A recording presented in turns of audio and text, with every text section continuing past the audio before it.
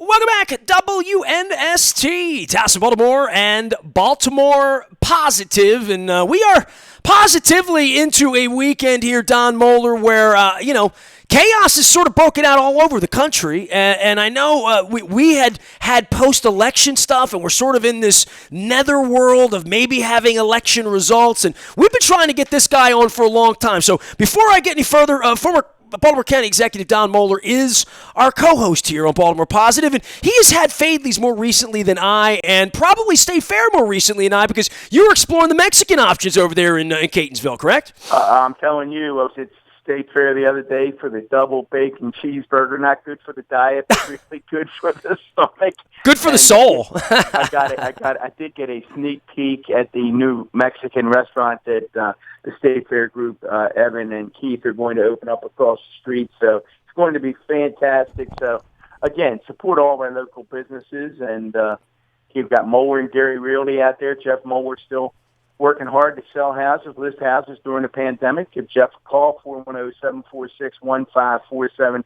And we're going to have to ask our guest in a minute, Nestor, if he's talk a little bit about our ice cream sponsor, because I think our guest may like some ice cream. Well, what happens here on the set is I'm having more and more empty containers because we're eating it here. So the pistachio, you can't have it because it's gone. I mean, you know that my favorite flavors are the ones that are here because they're gone. Honey Graham is here. And then I have sort of the old school chocolate love. And this is, when you get it hand packed, this is the way they do it for you. So we appreciate our friends at DeHarka, made in Baltimore. We'll be telling you more about them and actually having lots and lots of their employees and the people that make this delicious ice cream, because they are children of Baltimore. They employ Baltimore City folks, and I tell you what, no one has done more with the children of Baltimore and trying to uplift children and talk about education than our next guest. Now, I'm not going to insult our next guest, but when I think of Tim Tooten, I think of the guy I run into in the Chick-fil-A who's always very polite to me and very nice to me. I think of him as the other one, and he said, "No, that's my dad on TV." And I said,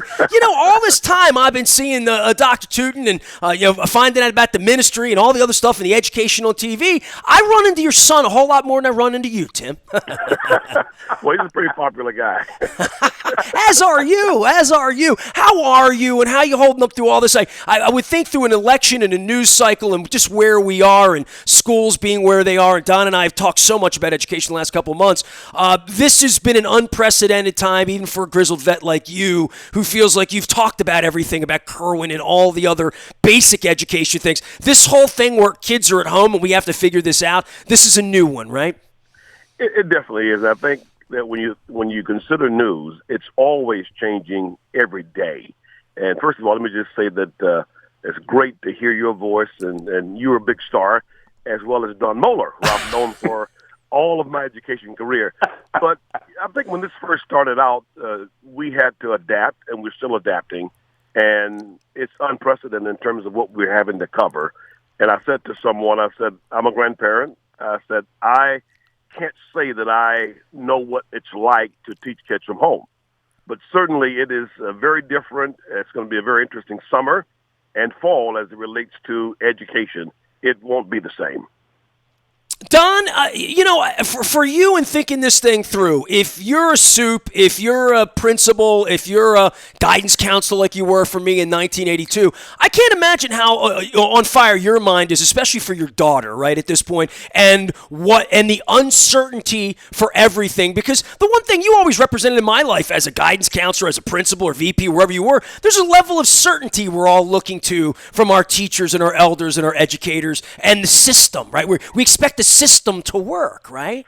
Well, it is interesting, and actually, I should send to our guests. It's interesting that you mentioned, and Tim knows my daughter, who's the principal at Hillcrest Elementary School. She just prepared, which principals are doing all over the country. She had to prepare a video farewell for her fifth graders, as opposed to the way they would typically celebrate, which would be a real wonderful celebration in the multipurpose room with parents and grandparents and the teachers hugging the kids and saying goodbye to the kids, and then going out for a picnic on the school grounds.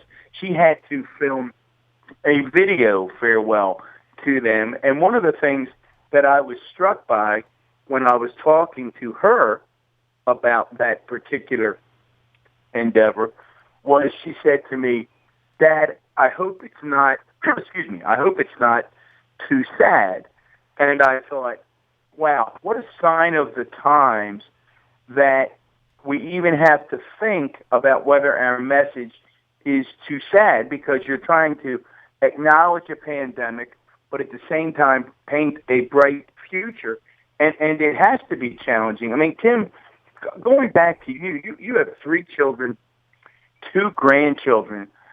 Talk about the experience that you've had with them during this pandemic, and what your children and what your grandchildren have experienced and expressed to you. And don't be surprised that my oldest daughter is an educator, and she what a shocker. In the city of Indianapolis, one of the suburbs there. And I do have 2 grandsons. And so she did the distance learning with her students and, of course, keeping the boys on point. But my youngest grandson said my wish was to have Pop to come see me. Oh, wow. And I just didn't want to travel yet. But, yeah, it is certainly something we used to just hop on the plane, do Southwest, spend some time with them. But, FaceTime is okay, but it's not the real thing. And this is one of those times that you really look to see them in the near future. But it's different. And to see them, it's going to mean probably an old school, drive across the country, because I don't think I'm ready to fly just yet. But yeah, there certainly is a connection. I think AAA will be more popular than ever, Tim. I think because I think you are going to see folks jumping in cars. I know my wife was just talking about. We're scheduled in several months. I forget exactly when it is, but in a few months to head to Disney World with some of the kids when it reopens and it's safe to do so. My wife said, like you said, family roadster, baby. I see Chevy Chase. I see south of the border with you. Now, see, you don't know anything about the old school triptych. There it is, Tim. Don't you remember that? You thought you were somebody when you had your little. Well, Tim, it is so great to talk to you, and I have to say, when Nestor and I, like so many others, been glued to the TV, been heartbroken by what happened to George Floyd, just sort of continuing a legacy of attacks on people of color, African Americans, by rogue police officers in the nation. And you and I, you're right, Tim, we've known each other now for 32 years. You actually probably have interviewed me in each one of those 32 years multiple times. That makes you an expert, Moeller. Oh, my God. I mean, Tim put that microphone in his buddy's back there. As I said, numerous times every year. But when we watch the horror of a young man basically being asphyxiated, and we then watch the heartbreak that leads to outrage, Nestor and I said, we have to do a series of interviews with people who are involved in the community, but also we have to have an honest conversation about race. And it's really difficult to have an honest conversation about race. And I can't think of anyone better to really kick that series off with than you, Tim. You're a minister, you're an educator, you're a reporter, and you're a dad and a granddad. As an African American male, absolutely. John, I tell you, when I think about this, I have to go back and give you a bit of history. I grew up in what I call the Deep South. People think of Florida as Disney World, but there are other parts of Florida. I grew up in North Florida, a very small community, famous for the Suwannee River. That's my whole county, Suwannee. And growing up as an African-American male during, the early 70s to where there was segregation still going on with pools, theaters, and my brother and myself, both males, obviously, and 2 sisters, it was always just this sense of, let's just say it's kind of staying in your place. I mean, you knew what could happen. and your parents would always tell you to make sure that you were careful about black or white who you would associate with. But it was some challenging times back then. But certainly, when I think of the South, when I think of growing up, and think of having to pass what they call the white pool to get to the black pool, to be up into sixth grade in the segregated school system. That basically you had to get the old books that we used, the old used school buses. And I never forget that in maybe 71, they said, hey, you can go to the white school. So you mean the school that's painted white?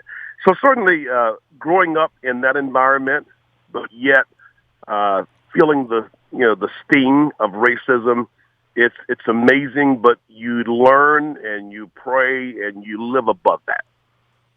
No, I would think you called it the sting. I mean, I would think it's even more that when you were talking about your parents, you would think the law won't have your back, Tim. In 1971, if something goes down, the lawyer's only going to be able to do so much for you. And, and I sat with my wife and I watched To Kill a Mockingbird about 8 months ago on a football trip. It just happened to be on. My wife and I were in a hotel room in Seattle or whatever. She put it on. It was raining outside, and it's her favorite movie. And I watched it, and I hadn't seen it in 30 years. And I wanted to just shake the TV. Literally a Gregory Peck 50 years later.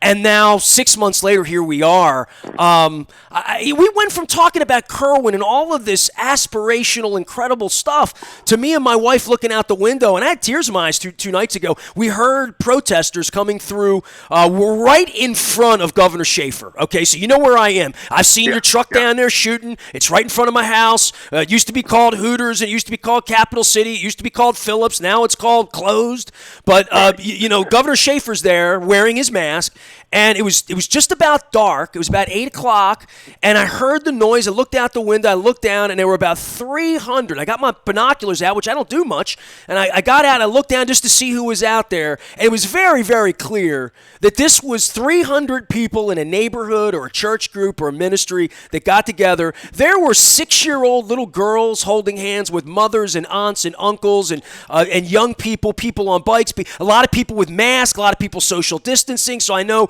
these people were enlightened folks. And as I watched them march up Light Street out my window, I couldn't contain myself to think the power in that and the fact that it's come to this, Tim. It is, I tell you, but what I've always been blessed by is a mutual respect. You talk about Don Moeller. I mean, certainly here's someone who is an encourager. Here's someone who I have great respect for. And that goes beyond race. But just you learn to respect people if they respect you. You talked about my son earlier. I'll always say to him, because I'm a father of a black male, that if you get pulled over, here's what you ought to do. And I could tell you nothing against the Baltimore County Police Department, but there have been incidents where I've been profiled. That's not unusual for me. When I say that, I mean that just because I'm not Tim Tooten, the news guy. I'm not Tim Tooten wearing some kind of memorabilia from WBAL, but I'm still bigger than that. But it's reality, and it is like a sting. Racism is what it is, but you learn, you pray to live above that and connect with like-minded people. And when I say like-minded, I'm talking to two like-minded people now who just love people, who fear God, who are people who, look for solutions. Tim, I am, when you talk about that so honestly, I remember that you and I, it couldn't have been a week after, I forget, who knows why you were interviewing me. Maybe it was American Education Week, I don't remember. But it was, I've lost track. But it was a week or two after President Obama was elected. And you and I, as you came to interview me, we gave each other a big hug, which we typically do. And I said to you, did you ever think in your lifetime, and before I could finish, you said, never, doctor, in that Tooten voice, never thought I'd see it. So there's no doubt we've made progress in a lot of areas, but yet we haven't made progress. You just mentioned, and you sort of glossed over it, and it's one thing that I'm always struck by. You said, I teach my children, my grandchildren, we all do, how to behave. I've been taught when you're stopped by the police. I've had African-American friends say to me, it's called the talk.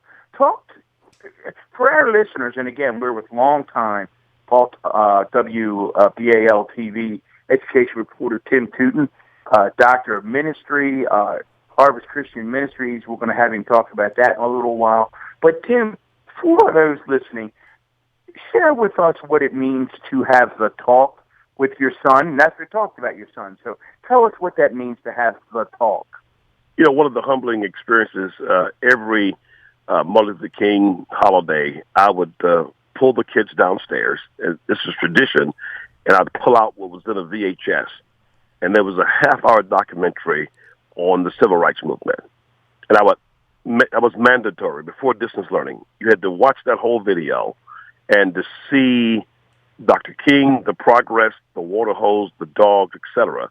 And now my daughter does that for her sons, so they can watch that. Because when you live in a predominant community, when I say predominant, I mean you're the only black family or two in the neighborhood.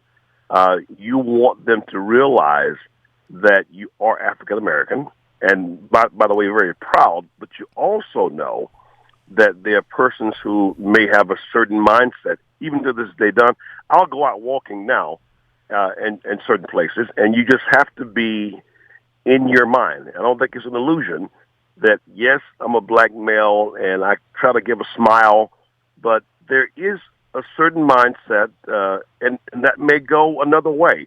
But I have learned just to be respectful, and that's what the Tootens taught me. That's what Doris and James Tooten taught me, is to be respectful in this house. And Mom would always say, don't let me come get you out of jail. That was her thing, because she represents the Tooten house, as I'm sure both of you represent that family name. So it is something that we learn to not complain about. You just try to live above that. I recall radio, and I don't know if you know this, Nestor, my beginnings were in radio. Well, that's why you turned out so good, right? And I'll make this very short. My desire at an early age, and this is all along the lines of race, Don, is I used to imitate the announcers at the little old radio station, WNER, 1,000 water, and I would imitate these guys at 9, 10, 12 years old, and my mother did domestic work, where she would clean that radio station. It was one of her places she would stop and clean, even though she was valedictorian. But when I told her I wanted to do radio, she took me out to that building at 14 and said, this is my son, and he wants to be on the radio. And they said, well, he's not old enough yet, but there was a guy named Bill Savitz who never forgot that and said, Timmy, you've got a great voice. Let's work on you, man. And to this day, I'm certainly thankful for people, not kind white people, but kind people who say, yeah, you may have a speech impediment, which I did at the time, but you can overcome this. And so there's good in all of this. They're good people. In fact, when I look at the people and not necessarily all the time the larger picture, but there's so many good examples of people getting along, respecting each other, and that's so key, Don. Tim Tooten is our guest. He's the education reporter, pastor, of course, at the Harvest Christian Ministries, but you know him from the television. And, to inject a little levity into this, Mueller was my high school guidance counselor in 1982, and I'm going to share this with you, and I'm going to share it with Jane Miller because it'll mean something to her as well. He told me I was going to be the next Chris Thomas. Oh, boy. That's true, Tim. I mean, you're larger than that. and I was even going to find that golden sombrero. And I have the Ursay dummy, so I mean, at least I have that. Tim, I can't help but look at Swanee on the map and, know the old song, and I had never really looked up down upon the Swanee River. There you go. And, just west of Gainesville, where I think of Leonard Skinner and Tom Petty and rock and roll and Florida Gators and all that stuff. stop there. I'm a Florida. I State know you Seminole are. I alumni. know you are. Okay, You were almost. You say Gators. You almost got it honest. So you were almost equidistant between Gainesville and Tyler. You're not too far from either one. But Exactly. the incident of the young man running, and I think of you, and I think of you in the South, and I think in 1971 and what your parents told you. I can only imagine what, which was an execution in the street, a white execution in the street in Brunswick. And I think of Brunswick stew because my mother was from Abbeville, South Carolina. So I think of Southern things. I can't get that out of my mind. And certainly that horrific image set the stage for the next thing with George Lloyd, which is literally in the last 3 weeks. But, I go back to the South and what that represented for seeing that and thinking of To Kill a Mockingbird and all of that and thinking, this is 2020. How can this still be going on? It really is amazing. And I could tell you also there was a certain fear because, and I'll say this because way down upon the Swanee River, we all knew that, but there was an incident that took place in my mother's life, and she would have been about 90 now. She was still living.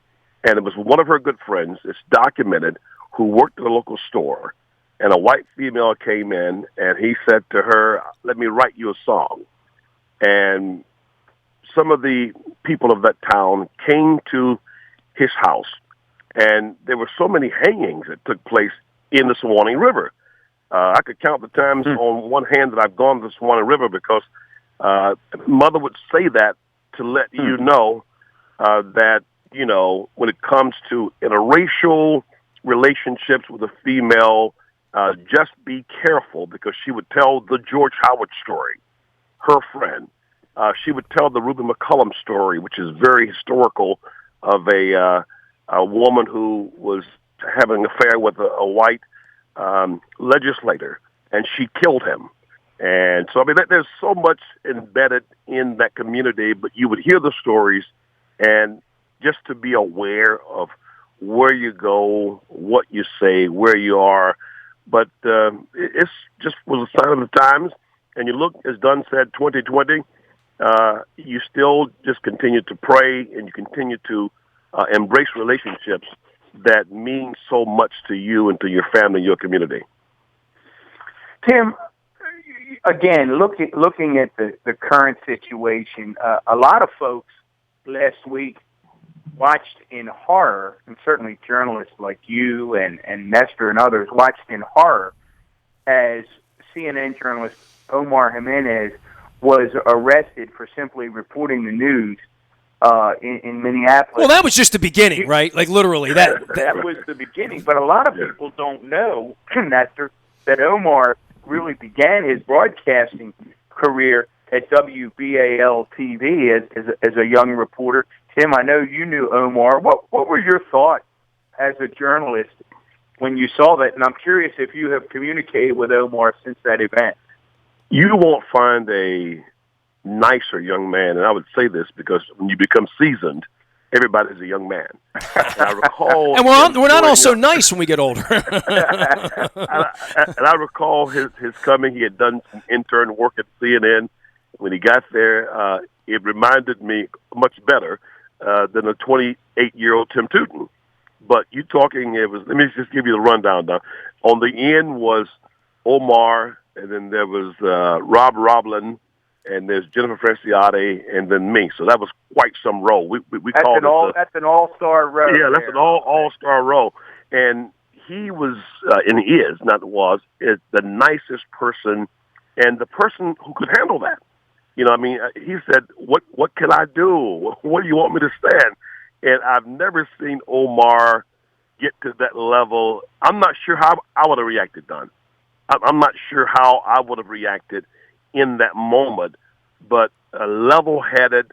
But it's one of those things that when you are the media, people don't think that you have a real life. You think you're just the media. No, my name is Tim. I happen to work in the industry that I enjoy, that I love, that supported my family, but I'm also aware that there's certain attitudes about the media. And people assume that you're the media, you must be a left-wing liberal. No. Isn't it amazing that they think we all get in a room together like Maxwell Smart and the cones come down And we take some no, order from someone, and that's the amazing part. I'm thinking, are you that dumb, really? I mean, that we're all in this together, right? We have meetings in the middle of the night, right? and that's what's so amazing because people have to realize that you are a person, and Don, you know this, you are a person and then you have a profession, and they line up. And so I can very easily, when I leave in the evening, I'm still Tim Tooten, and I'll always be that media guy. But just to know that there aren't people like Omar, a lot of us who are respectful of the parameters and the boundaries because we don't want to make the news. And so if someone asks you to get back, then you get back. and we taught that within the news organization. You want to cover the news. You have the right to do it. But I didn't see any rhyme or reason to that. I just don't know if it was media bias, if it was, race. But all I know is that we know Omar. And knowing Omar, you certainly know the kind of person he is. And I shared with my brother in Florida. I said, man, that's Omar. I said, you will find a nicer person and a more respectable person.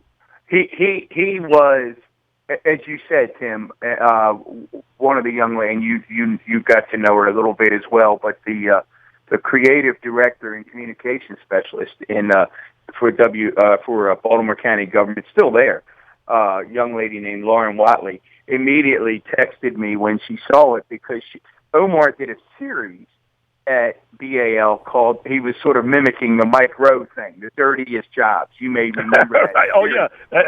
And that was for a guy of his age. I said, you go for it, man. And it was but it was well done. He wanted to go out to Baltimore County's recycling centers and be one of the workers. And Lauren hooked him out and set all that up. And she said he just could not have been easier to work with and more polite. So it really was a shock. That's what I said to my wife. Same thing you said to your brother. I said, Linda, you don't understand. He's one of the nicest young men I've encountered in all my And that can always be said about people in general. Not everybody's nice. I just texted him and I said, man, hang in there. You did a great job.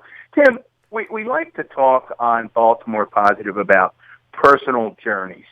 And yours fascinates me. You are an incredibly successful journalist. You didn't really have to do anything else. I mean, you're sort of an icon in the Baltimore region, across the state, really.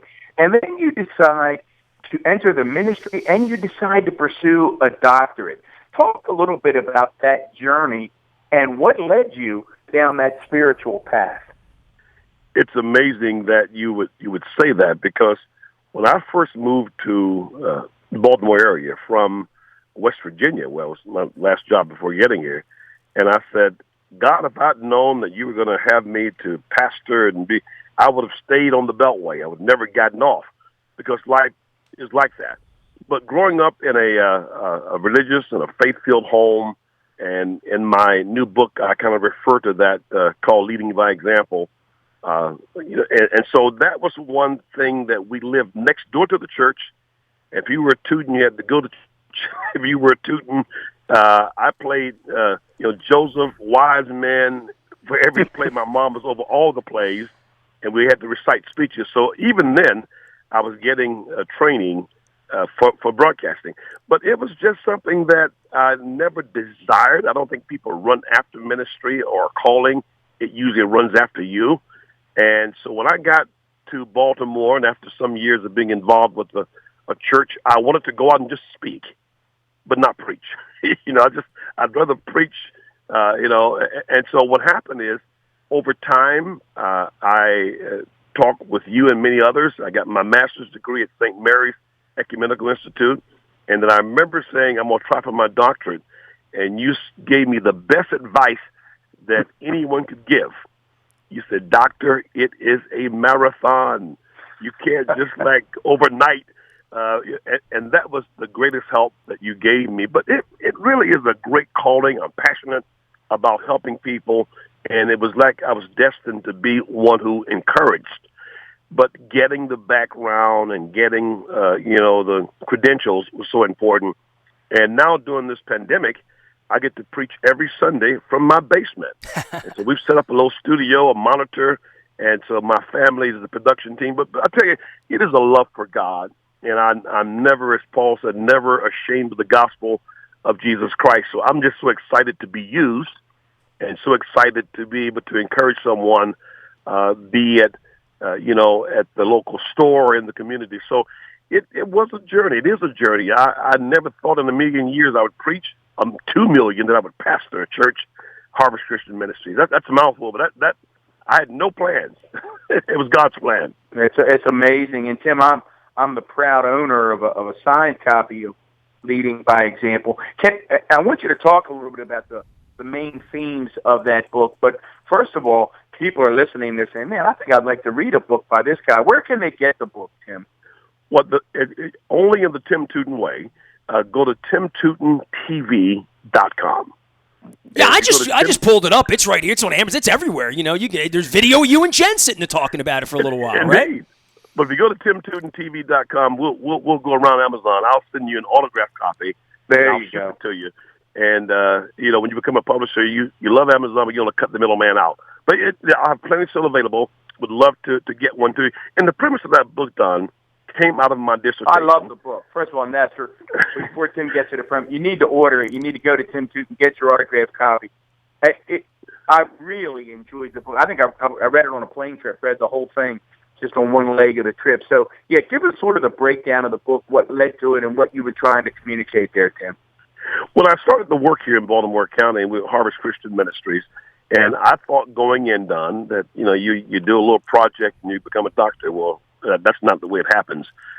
If you're a doctor, it's a lot of work. It's research. And I found within my own congregation of about 90 people, there were persons who would come to me and say, "Reverend, you're the Reverend. Tell Johnny about, this in the Bible, because, you're the pastor." And I kept hearing parents say that. I said, "Well, what if I equip you to teach your own child? What if I gave you the tools that you needed to lay out a lesson plan?" And here's where having a Don Moeller and a Fallon Cothrell, my daughter, who said to me, "Well, that means a lesson plan." So this is researched. It is a great at-home tool, and you walk through it. There's age appropriate, and so that was so important to me, that it's so important for you to share things like faith. I mean, don't put the pressure on the pastor or the priest or the rabbi or the imam, but you should be the person in your home that lays the foundation. You don't have to be an expert, but you can talk about your own life's journey. And that's what this book does. It gives you an opportunity to become the teacher, and parents have been doing a whole lot of that lately. You become the teacher, you share with them, they get to learn your experience, and it's really kind of a handbook. It's a workbook. Tim Tooten is our guest. Leading by Example is the book, A Parental Guide to Teaching and Modeling Christian Faith. Don Moeller, of course, here is part of Baltimore Positive. Tim, I want to go back that if there were no pandemic and there were no riots and none of this, we'd be talking about Kerwin right now, right? We'd be talking about educating our kids. We'd be talking about kids going to pools and getting ready for the summer. Absolutely. And we'd be talking about next year. Everything stopped right around, March 12th, 13th, 15th, wherever it is. Roll me back a little bit, 10 weeks to Kerwin, because we spent so much time over the better part of the first year, whether it was Nancy Grasmick or whether it was Dr. Sonia Santelises or, any number of educators. This is what you do for a living. I know BAL doesn't give you 2-3 hours on a weekend to sit around and talk about Kerwin. It happens in 30 and 60-second sound bites, and it's down in Annapolis, and there's talking heads like Don that come your way for 15 seconds or whatever. We've really tried to stretch it out. I'd love to hear your thoughts on where it was, where it is, and where it might be. Let me say, first of all, and this is not being a media person, that Rick Kerwin is one of the nicest people that you'll ever find. And I followed his career from University of Maryland, and very passionate about what he believed and what so many others believe is important for our children across the state. But that was something worth covering and something worth putting out there, because there are inequities. Let's face it, there are inequities, and it's so important that people get a shot, get a chance. I mentioned to you earlier about growing up in a school district that we got all used books, all used buses, all old buildings. And so I think Kerwin is one of those things and one of those attempts to really try, and this is such a worn-out saying, leveling the playing field. But not even leveling it, but bringing it to a point where it looks level. And so covering that, I think, was key. There's certainly different opinions across the state, depending on the different districts. But I think that people who are in education, if you're Don Moeller, if you're, his daughter, Ms. Lynch, Dr. Lynch, it certainly is something that you want every kid to get a chance. And I think Kerwin spoke to that in so many ways. Not perfect, but it spoke to that. Well, I was going to ask you, we're going to have a new mayor here at some point in November. We're hopefully going to get through coronavirus and everything that's going on. Hopefully, I think we all can agree we hope we have a new president and have to believe that and work toward that between now and November 3rd. But the thought of, where the educational system in the city, we're going to have a mayor, they're going to have a crime plan and a transportation plan, education plan. From the educational side, if I made you the education czar of Baltimore City, and I know you've been covering this for 4 decades, Tim. Help us, Lord. You're in charge now. Fundamentally, other than money, and I'll give you that. I'll give you unlimited resources, unlimited money. What foundationally needs to happen here as you've witnessed it in your 4 decades? And I think that I watched a video on yesterday. I can't think of the name of it, but it talked about the inequities, and it talked about communities. And I live in Baltimore County, proud Baltimore County resident. But when I cross the line, I know that there are many more challenges that I never forget. And you know Charles Dunn, a longtime photographer, now chief operations manager. He's the man, the big man. Yeah, he's the big man. And we went over it, and I'm getting back to your question. We went over to Cherry Hill Elementary School to do a story. We walked in the office. Charles is a Howard County guy, and we see a young man in the office. And we begin to recite our suburban speech. Young man, here's what you ought to be doing. And why are you in the office? And we walked around the corner. The principal says, listen, he just witnessed his mom, shoot herself a couple of days ago. And all of a sudden then that narrative of one size does not fit all. And I did not know and had no idea of what these kids were bringing to school with them. And so I think when it comes to psychological services, social services. There are many things that have to happen before that young man or woman gets to school. And people can say, oh, but the per pupil is, but you can't put a price on that. There are many challenging issues that students and families bring with them, not to say they aren't existing in other places. But I think if I was the czar, I would certainly look at relationships and trying to build up the family. Well, Dr. Tooten, we've really enjoyed this visit. It's been too long. I mean, here's the problem. We're a year and a half into this now, and there's still folks like you sort of lingering. We're going to catch Jane Miller at some point, too. We caught Roderick's last week, so we're finding people around town. We're catch them all-stars. All-stars, aren't they? Hey, Nestor, before we run, let me tell you real quick, while we have Tim, as I said, he's probably interviewed me in 32 years. He's probably interviewed me 100 times. So 101. There are 101. Well, you got even with him today. But there are two Tim Tooten moments that stand out. I'll start with one. Again, my neighbor, Mindy Becerra, who seems like she's been here forever now, but Tim's giggling because he remembers this.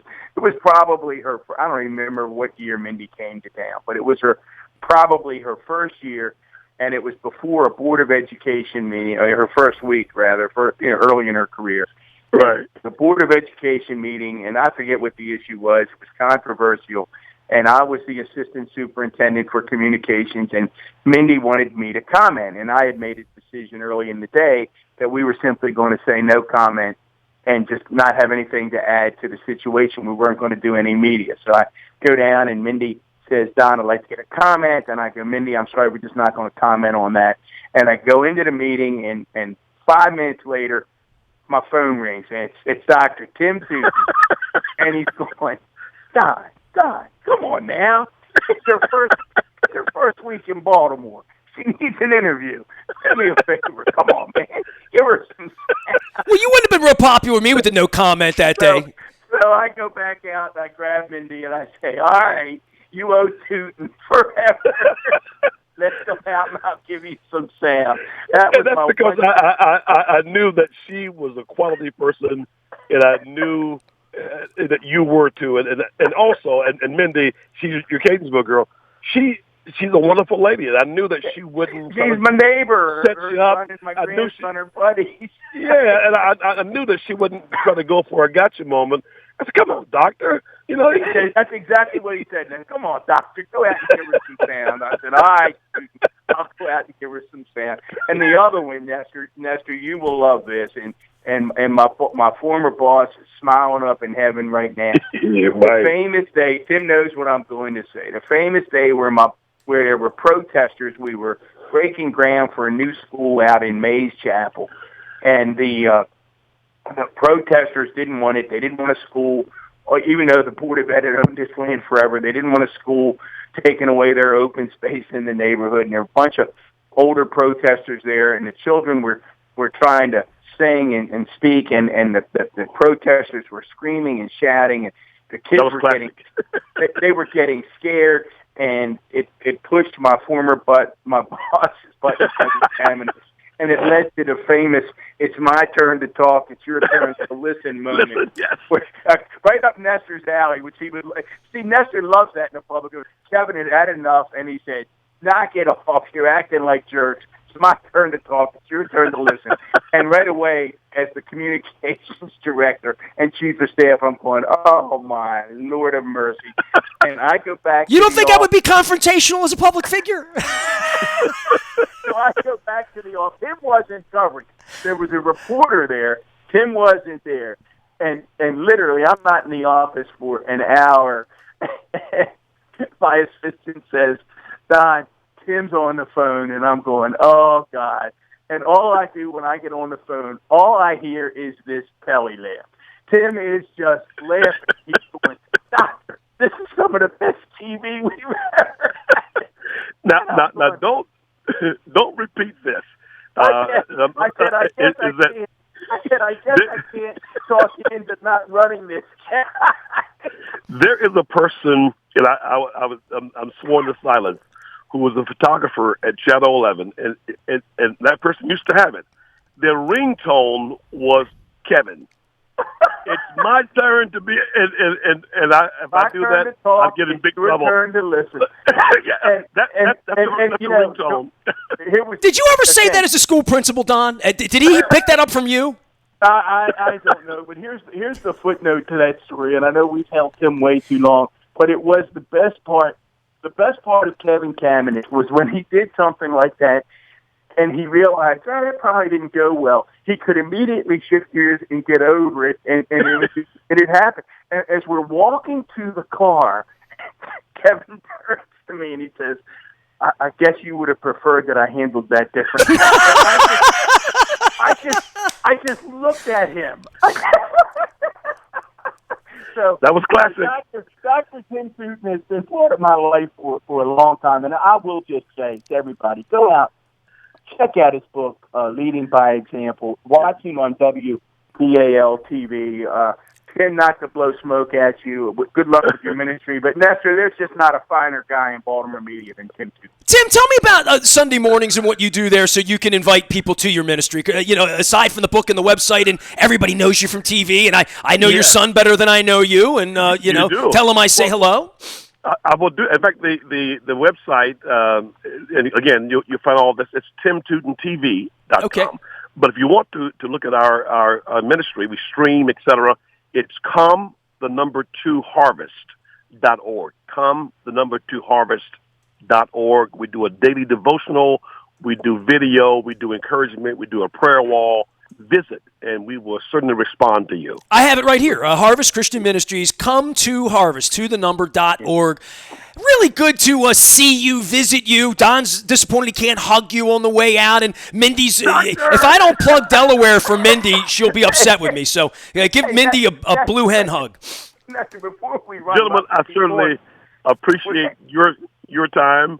Now that phase 2 is in, I got to go get a haircut, and I do need one badly. But hey, Tim, real before you run, talk to us about how the hat thing became a thing. Oh boy! Okay, so this is the deal. All the different schools.